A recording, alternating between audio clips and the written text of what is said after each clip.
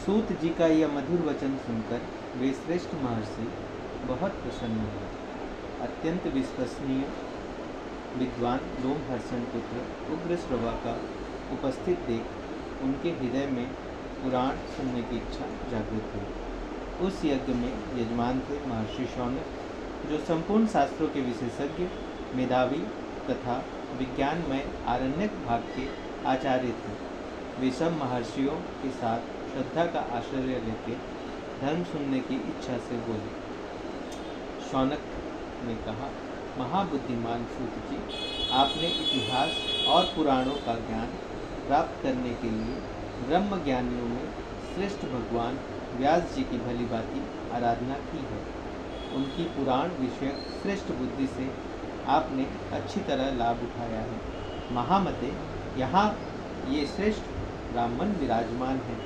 इनका मन पुराणों में लग रहा है। ये पुराण सुनना चाहते हैं, अतः आप इन्हें पुराण सुनाने की ही कृपा करें। ये सभी श्रोता जो यहाँ एकत्रित हुए हैं बहुत ही श्रेष्ठ हैं।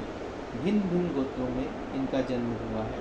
ये वेदवादी ब्राह्मण अपने अपने वंश का पौराणिक वर्णन सुनें। इस दीर्घकालीन यज्ञ के पूर्ण होने तक आप मुनियों को पुराण सुनाइए। महाप्राज्ञ, आप इन सब लोगों से पद्म पुराण की कथा कहिए।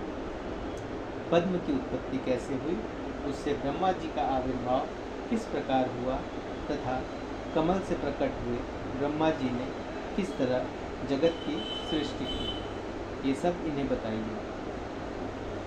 उनके इस प्रकार पूछने पर लोमहर्षण कुमार सूत जी ने सुंदर वाणी में सूक्ष्म अर्थ से भरा हुआ न्याययुक्त वचन कहा। महर्षियों, आप लोगों ने जो मुझे पुराण सुनाने की आज्ञा दी है, इससे मुझे बड़ी प्रसन्नता हुई है। यह मुझ पर आपका महान अनुग्रह है। संपूर्ण धर्मों के पालन में लगे रहने वाले पुराण वेता विद्वानों ने जिनकी भली भांति व्याख्या की है, उन पुराण विषयों को मैंने जैसा सुना है उसी रूप में वह सब आपके सुनाऊंगा।